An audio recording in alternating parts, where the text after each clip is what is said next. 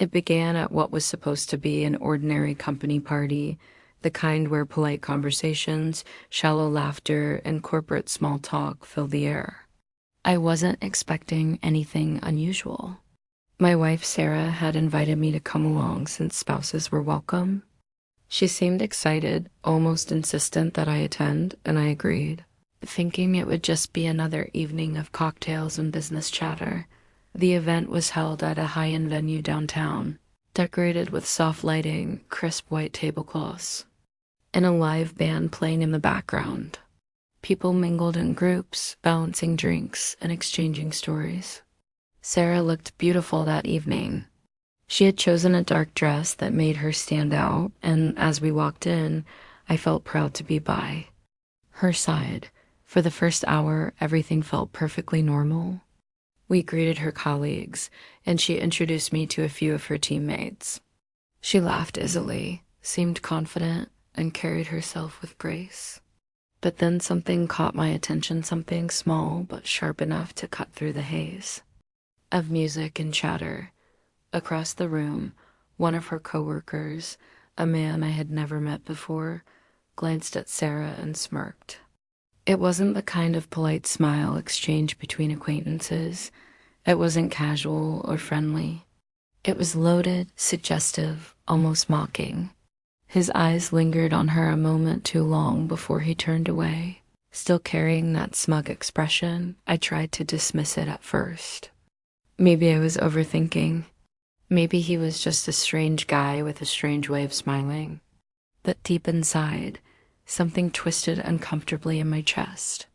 I couldn't shake it. As the night went on, I caught him looking in our direction again. Sometimes his smirk was subtle, other times it was paired with a glance at one of his friends, as if they shared some unspoken joke. Sarah didn't seem to notice.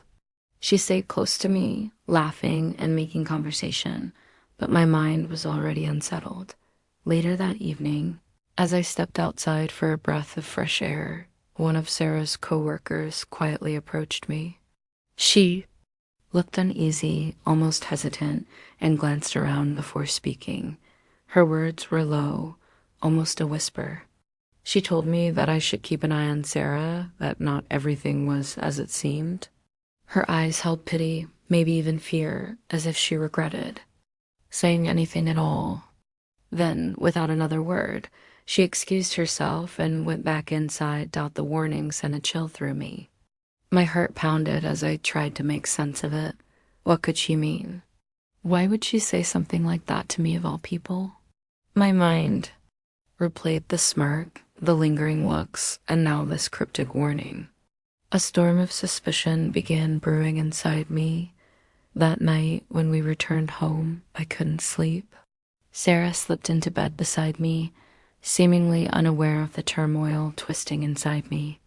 I lay awake, staring at the ceiling, replaying the entire evening in my mind.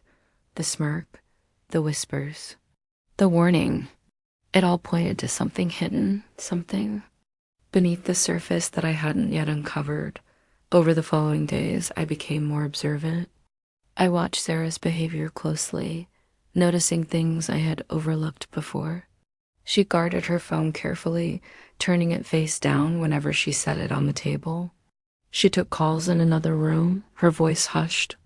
She seemed distracted often, lost in thought, and when I asked her simple questions, her answers felt rehearsed, like she had practiced them in her head before saying them out loud. At first, I tried to dismiss my doubts as paranoia, but the more I observed, the harder it became to ignore.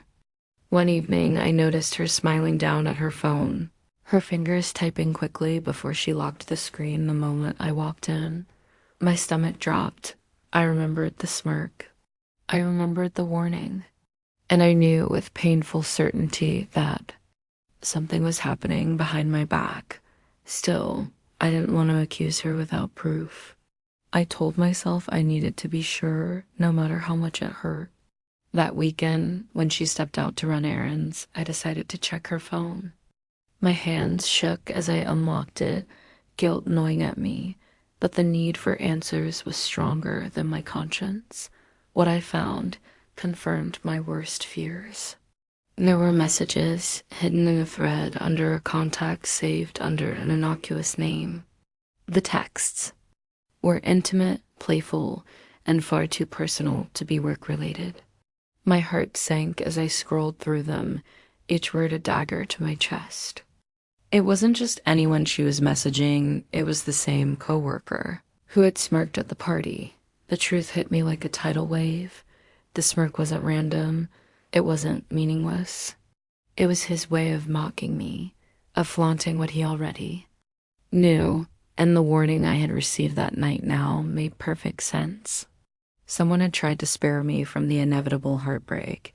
I felt betrayed, humiliated, and enraged all at once. My mind raced with questions. How long had this been going on? Did everyone at her office know? Was I the fool everyone whispered about behind my back? That night, I didn't confront her. I didn't explode in anger. Instead, I stayed quiet, withdrawing into myself as I tried to process everything. I knew that if I confronted her too soon, she might twist the truth, deny it, or turn the blame on me. No, I needed to be careful. Over the next few days, I gathered more evidence, taking screenshots of the messages and piecing together the timeline. The more I saw, the clearer it became. This wasn't a one-time mistake. This was deliberate, ongoing, and shameless. Finally, one evening, I couldn't keep it inside any longer. After dinner, I calmly told her we needed to talk. Her eyes flickered with unease, but she nodded. I told her I knew about the messages. I told her about the coworker's smirk, the warning, and everything I had discovered since then.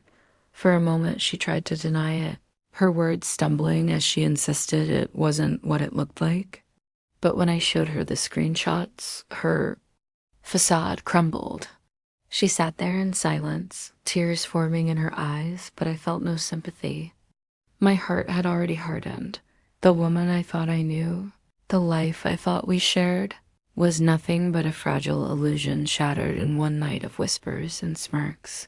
That evening, everything changed. I realized that trust, once broken, could never be fully repaired. The smirk I had seen wasn't just a look. It was the truth staring me in the face, daring me to see what I had refused to see before. And though it tore me apart, I knew one thing with absolute certainty: my life would never be the same again.